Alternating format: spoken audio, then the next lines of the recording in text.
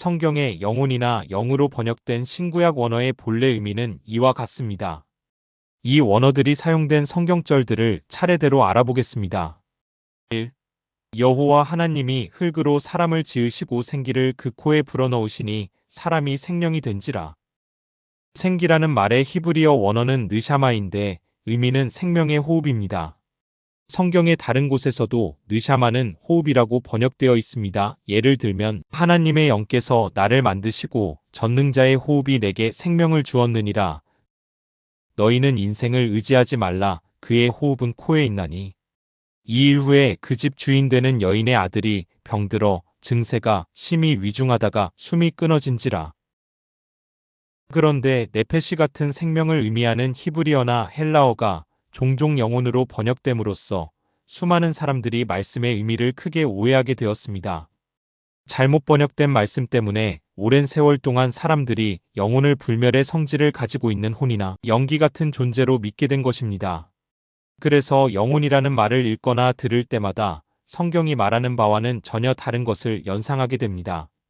그러나 분명한 사실은 성경은 단 한 번도 영혼을 불멸이나 죽지 않는 연기 같은 존재로 언급한 적이 없다는 것입니다. 생명이라는 뜻을 갖고 있는 구약 성경의 원어인 네페시는 구약에 기록된 총 754회 중에서 22번은 물고기, 짐승, 새 등을 가리켰으며 7번은 사람과 짐승을 동시에 가리켰고 절반 이상은 영혼으로 오역되었습니다. 네페시의 참뜻인 생명으로는 119번만 번역되어 있습니다. 이러한 번역상의 심각한 문제 때문에 사람이 죽는 순간에 영혼이 몸에서 빠져나가서 불멸한다는 선입관을 가지고 있는 사람들은 이런 성경절들을 가리키면서 영혼불멸설을 주장하게 되는 것입니다. 그래서 세번역 성경에서는 혼이나 영이라는 표현 대신 생명체라는 표현을 사용해서 원어의 의미를 분명하게 나타냈습니다. 주 하나님이 땅의 흙으로 사람을 지으시고 그의 코에 생명의 기운을 불어넣으시니 사람이 생명체가 되었다. 2. 흙은 여전히 땅으로 돌아가고 영은 그것을 주신 하나님께로 돌아가기 전에 기억하라. 솔로몬의 이 말은 사람이 죽으면 혼백이 몸을 떠나서 하나님께로 돌아간다는 뜻이 아닙니다. 죽는 순간 생명의 호흡이 하나님께로 돌아간다는 뜻이고, 다시 풀어서 말하면 호흡이 하나님께 돌아간다는 말은 생명을 주신 분은 하나님이라는 뜻입니다. 구약 성경에서 루아흐의 뜻은 성령, 호흡, 바람, 기운이며 구약 성경 전체에 총 389회나 등장합니다.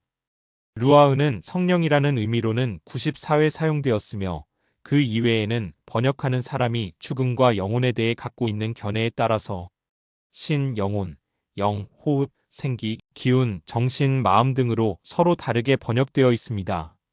그래서 히브리어에 대한 지식이 없는 사람의 경우 이상한 오해를 하게 됩니다. 루아흐가 성령으로 번역될 경우를 제외하고는 죽음과 생명을 묘사하는 성경절에 나오는 루아흐는 태초에 하나님께서 인간의 몸에 불어넣어 주셨던 생명의 호흡 또는 생기로 해석되어야 합니다. 그런데 이 성경절은 죽을 때 생명의 호흡이 그것을 주셨던 하나님께로 돌아간다는 말씀을 마치 영혼이 연기처럼 몸을 빠져나가서 하나님께로 가는 것처럼 번역함으로써 큰 혼돈이 생기게 되었으며 악인의 영혼도 하나님께로 돌아간다는 말이 되고 맙니다. 그래서 현대어 성경에서는 그때가 되면 흙에서 온 네 몸은 흙으로 돌아가고 네 생명은 그것을 주신 하나님께로 돌아갈 것이다라고 제대로 번역했습니다. 만일 루아흐를 영혼으로 번역한다면 욥기 27장 3절 나의 생명이 아직 내 속에 완전히 있고 하나님의 기운이 내 코에 있느리라는 말씀에는 영혼이 코에 있다는 우스운 말이 되고 맙니다. 여기서도 루아흐는 생명의 호흡을 뜻합니다. 3. 그 호흡이 끊어지면 흙으로 돌아가서 당일에 그 도모가 소멸하리라. 이 말씀은 사람이 죽으면 몸은 흙으로 돌아가고 그 사람이 세워놓은 계획은 사라지게 된다는 뜻입니다. 인간의 죽음을 설명하는 이 성경절에서는 루아흐가 호흡이라는 단어로 올바르게 번역됨으로써 창세기 2장 7절의 창조 공식과 일관성을 유지하고 있습니다. 4.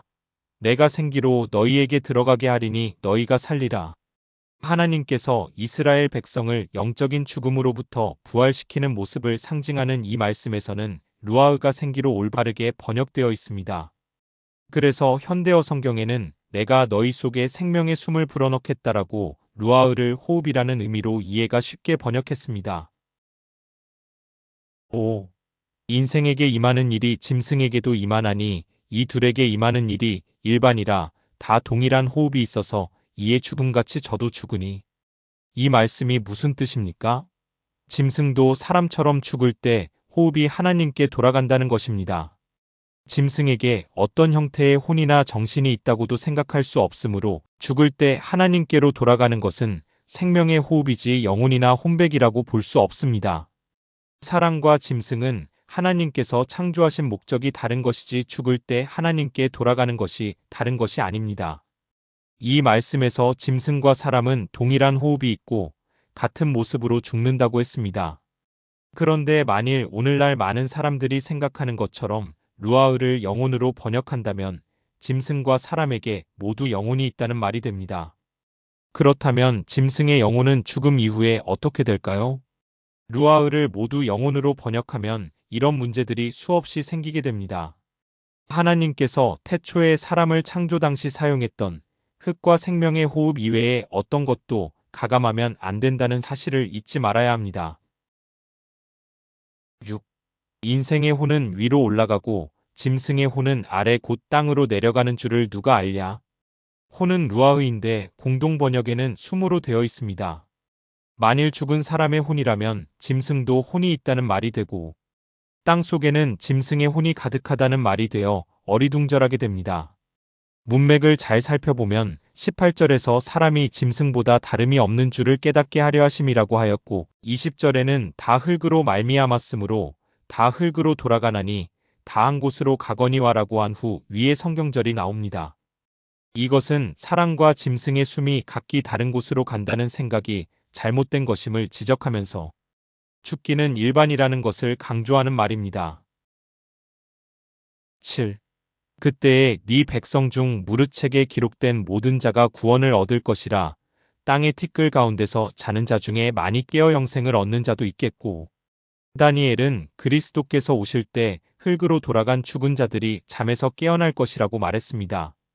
놀라운 사실은 성경은 죽은 사람들은 무덤에서 잠자고 있다고 표현한다는 것입니다.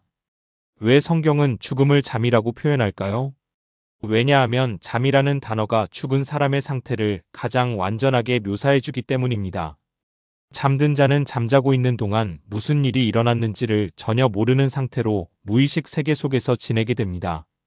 죽음이라고 불리는 잠도 이와 마찬가지입니다.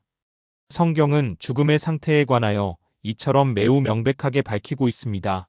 의인들이 잠에서 깨어 구원받는 때는 죽자마자가 아니라 예수님 재림 때임을 우리는 이 성경절에서도 알 수 있습니다.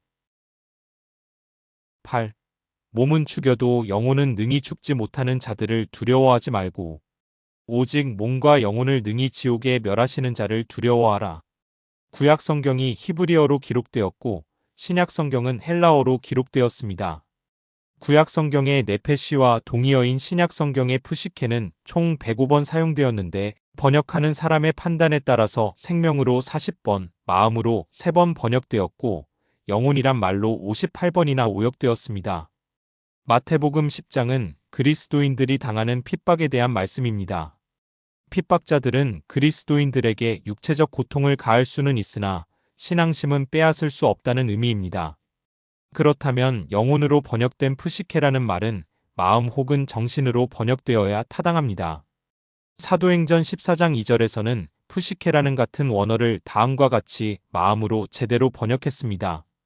그러나 순종치 아니하는 유대인들이 이방인들의 마음을 선동하여 형제들에게 악감을 품게 하거늘 하나님께서는 악인들의 행위에 따라 형벌을 내리실 것이며 자신들이 받아야 할 형벌이 맞춰질 때 몸과 생명이 영원히 사라지게 될 것입니다. 그러나 오늘날 어떤 사람들은 이 말씀을 지적하면서 지옥불 속에서 몸은 태워져서 없어지지만 영혼은 영원히 고통당할 것이라고 말합니다. 이 말씀이 정말 그런 뜻인가요? 다른 사람의 눈을 통해서 성경을 보지 말고 자신의 눈으로 확인해야 합니다. 오직 몸과 영혼을 능히 지옥에 멸하시는 자를 두려워하라. 얼마나 분명합니까? 예수께서는 몸과 마음을 모두 지옥에서 태워서 멸하시는 하나님을 두려워하라고 말씀하신 것입니다. 9. 예수께서 다시 크게 소리 지르시고 영혼이 떠나시다. 구약 성경에서 호흡, 바람, 생기, 성령을 뜻하는 루아흐가, 신약 성경에서는 푸뉴마라는 단어로 385회 사용되었습니다. 신약 성경에 나오는 푸뉴마는 성령이나 악한 영으로 번역되었을 뿐만 아니라 번역하는 사람의 사상과 주관에 따라서 영, 마음, 심령, 정신, 바람 등으로 표현되었으며 심지어는 영혼이라고 번역되어서 성경을 읽는 사람들에게 큰 혼란을 주고 있습니다.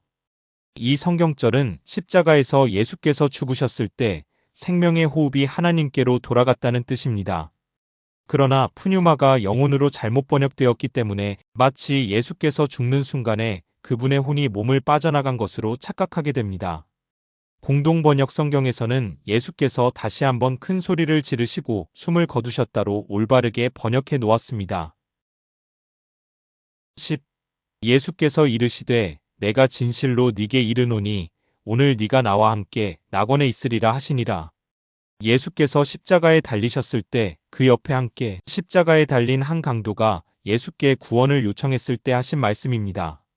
마치 강도가 그날 당장 낙원에 간 것처럼 보이는 말씀입니다.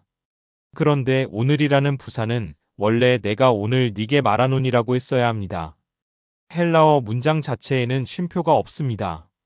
그런데 편견을 가진 번역자들이 오늘의 해석을 뒤에 함으로써 문장의 의미가 와전되어 버린 것입니다. 참고로 스가랴 9장 12절에 같은 원문이 있지만 여기서는 내가 오늘날에 이르노라라고 바르게 번역되어 있습니다. 강도가 예수께 요청한 내용을 다시 보겠습니다. 예수여 당신의 나라에 임하실 때에 나를 생각하소서. 공동번역 성경은 이 성경절을 다음과 같이 기록하고 있습니다. 예수님께서 왕이 되어 오실 때에 저를 꼭 기억하여 주십시오. 그렇습니다. 강도의 요청은 당장 달라는 것이 아니라 사도 바울이 그랬던 것처럼 예수께서 재림하실 때 자기를 구원해 줄 것을 요청한 것이었습니다. 내가 선한 싸움을 싸우고 나의 달려갈 길을 마치고 믿음을 지켰으니 이제 후로는 나를 위하여 의의 면류관이 예비되었으므로 주 곧 의로우신 재판장이 그날에 내게 주실 것이니 내게만 아니라 주의 나타나심을 사모하는 모든 자에게니라. 사실 예수님 자신도 돌아가신 그날 하늘에 가지 않으셨고 무덤에서 죽음을 통해 쉬심으로 안식일을 보내셨습니다. 그리고 안식 후 첫날 부활하신 후 나를 만지지 말라. 내가 아직 아버지께로 올라가지 못하였노라 하고 막달라 마리아에게 직접 증거하셨습니다. 왜냐하면 잠자는 자들의 첫 열매로서 요제절의 원형이신 예수님의 희생을 하나님 아버지께서 받으셔야 했기 때문입니다. 곧 흠없는 제물로서 아버지께서 간합하셨는지 여부를 먼저 확인해야 했고 또한 그분의 속죄가 충분하고 넉넉하여서 그분의 피 공로를 힘입어 인간이 영생을 얻을 수 있는 길이 열렸다는 보증을 아버지께로부터 직접 받으실 때까지 그분의 백성들에게서 경배를 받으려고 하지 않으셨기 때문입니다. 게다가 육체를 그대로 가지고 부활하셨음을 증명하셨습니다. 내 손과 발을 보고 나인 줄 알라. 또 나를 만져보라. 영은 살과 뼈가 없으되 너희 보는 바와 같이 나는 있느니라. 이에 구운 생선 한 토막을 들임에 받으사 그 앞에서 잡수시더라. 11. 우리 친구 나사로가 잠들었도다. 그러나 내가 깨우러 가노라. 나사로가 죽었을 때 하신 말씀이며 그때 제자들이 잠들었으면 낫겠나이다 하니 예수께서 나사로가 죽었느니라 하셨습니다. 성경에는 죽음을 잠들었다고 말한 데가 53곳이나 되는데 부활하는 날까지 자는 잠입니다. 몇 천년이 될지라도 아무 의식이 없기 때문에 당사자에게는 잠깐 동안 자는 것이나 다름없습니다. 곧 죽자마자 예수님의 재림인 것입니다.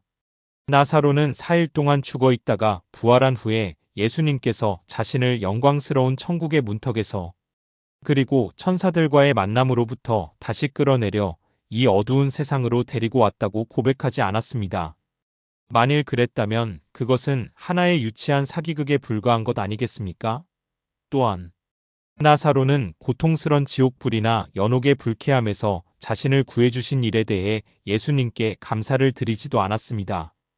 만일 이러한 부활 사건이 오늘날 일어난다면 기자들이 수많은 마이크를 그의 얼굴에 들이대고 하는 첫 질문이 죽은 후에 무엇을 보았습니까가 될 것입니다. 놀랍게도 나사로는 사후 경험에 관하여 단 한마디도 하지 않았습니다. 왜 그랬을까요? 왜냐하면 아무것도 경험하지 못했기 때문입니다. 나사로가 죽어서 바로 천당에 갔다면 구태여 다시 부활시키실 필요도 없었을 것이요. 부활시키신다 해도 나사로야 나오너라 하시지 않고 나사로야 내려오너라 하셨을 것입니다. 예수께서는 어린 소녀를 부활시키실 때도 이 아이가 죽은 것이 아니라 잔다고 말씀하셨습니다. 왜 죽은 자를 향하여 잠자고 있다라고 말씀하셨을까요? 왜냐하면 잠자는 자는 깰 때가 있는 것처럼 죽은 자도 잠에서 깨어나 부활할 때가 있기 때문입니다. 의인과 악인 모두 완전한 무의식 상태에서 부활의 날을 기다리고 있습니다. 예수께서 재림하셔서 죽음이라는 잠을 깨워주실 때까지 무덤 속에서 기다리는 것입니다. 12. 스데반이 부르짖어 가로되 주 예수여 내 영혼을 받으시옵소서. 이 말씀은 스데반의 생명이 끊어질 때 호흡이 하나님께로 돌아간다는 뜻입니다. 그러나 마치 스데반의 영혼이 몸에서 빠져나가 하늘로 올라간 것처럼 잘못 번역되어 있습니다. 루아흐 그리고 푸뉴마가 한글 성경에서 신, 영, 영혼이라고 번역되어 있지만 히브리어나 헬라어의 원어 의미를 살펴보면 그것이 성령을 가리키는 경우를 제외하고 인간과 연관되어 사용되는 경우에는 단 한 번도 불멸하거나 죽은 시체에서 연기처럼 몸을 빠져나가는 영혼을 의미하지 않습니다. 누구든지 죽음에 대하여 오해할 수 없으며 죽는 순간에 사람의 혼이 소리 없이 빠져나가 허공을 떠돌아다니게 된다는 미신에 빠질 수 없습니다. 13. 우리가 예수에 죽었다가 다시 사심을 믿을진대 이와 같이 예수 안에서 자는 자들도 하나님이 저와 함께 데리고 오시리라. 만약에 예수께서 구원받은 영혼들을 데리고 오신다면 하늘에서 영혼들이 자고 있다는 말이 되어 전혀 의미가 통하지 않게 됩니다. 데리고 오시리라는 말은 헬라어로 악세이인데 사전에서 이 단어의 뜻을 찾아보면 가다 데리고 가다 인도하다 안내하다 등의 미래, 직설법 능동태 3인칭 단수형입니다. 현대어 성경에서는 다음과 같이 바르게 번역하였습니다. 그러므로 예수께서 다시 오실 때 이미 죽어서 세상을 떠난 모든 그리스도인도 하나님께서 예수와 함께 생명의 나라로 데려가실 것을 믿습니다. 14. 영혼 없는 몸이 죽은 것 같이 행함이 없는 믿음은 죽은 것이니라. 신약 성경에 나오는 이 말씀은 많은 사람들에게 오해를 불러일으키고 있습니다. 이 말씀에 나오는 영혼이라는 말을 성경의 난해주에서 찾아보면 호흡을 뜻함이라고 기록되어 있습니다. 전도서 12장 7절에서 영이라는 표현이 생명의 호흡을 뜻했던 것처럼 이 말씀에서도 영혼이라는 표현이 호흡을 뜻합니다. 그러므로 사도 야고보는 호흡이 없는 몸이 죽은 것처럼 행함이 없는 믿음도 죽은 믿음이다라고 말하는 것입니다. 15. 다섯째 인을 떼실 때에 내가 보니 하나님의 말씀과 저희의 가진 증거를 인하여 죽임을 당한 영혼들이 제단 아래 있어 큰 소리로 가로되 거룩하고 참되신 대주제여 땅에 거하는 자들을 심판하여 우리 피를 신원하여 주지 아니하시기를 어느 때까지 하시려나이까 하니. 이 장면은 일곱인 예언의 다섯째 인에 나오는 장면인데 중세기에 죽임을 당했던 순교자들의 영혼이 부르짖는 모습입니다. 중세기 천주교회는 종교재판소라는 것을 만들어서 수많은 성도들을 죽음으로 몰고 갔습니다. 진리를 따른다는 이유 때문에 5천만 이상의 사람들이 죽임을 당했던 것입니다. 그런 핍박의 시대가 끝나면서 중세기에 죽임을 당한 영혼들이 제단 아래에서 하나님께 탄원하는 장면을 은유와 상징으로 표현한 것입니다. 그런데 오늘날 많은 사람이 이 말씀을 실제로 죽은 성도들의 영혼이 하늘에 올라가 외치는 장면으로 해석합니다. 왜냐하면 사람이 죽으면 곧바로 연기처럼 그 혼이 빠져나가서 천국에 간다고 믿기 때문입니다. 만일 이 말씀을 그렇게 해석하면 중세기에 죽은 순교자가 5천만 이상이나 되는데 그 엄청난 숫자의 사람들이 조그만 제단 아래 모여서 탄원하는 것이 됩니다. 우리 피를 신원하여 주지 아니하시기를 어느 때까지 하시려나이까 하니 각각 저희에게 흰 두루마기를 주시며 또한 영혼불멸설을 주장하는 사람들이 말하는 것처럼 순교자들이 하늘에서 연기처럼 존재하는 영혼들이라면 어떻게 영혼들이 흰 두루마기를 입을 수 있을까요? 9절에서 죽임을 당한 영혼들이 제단 아래 있어라고 했는데 여기에 나오는 제단은 어떤 제단일까요? 성소에는 두 가지 제단이 있습니다. 성소뜰에 있는 번제단이 있고 성소 안에는 분향단이 있습니다. 희생제물로 드려진 양이 죽임을 당하고 그 피를 쏟는 곳은 성소뜰에 있는 번제단입니다.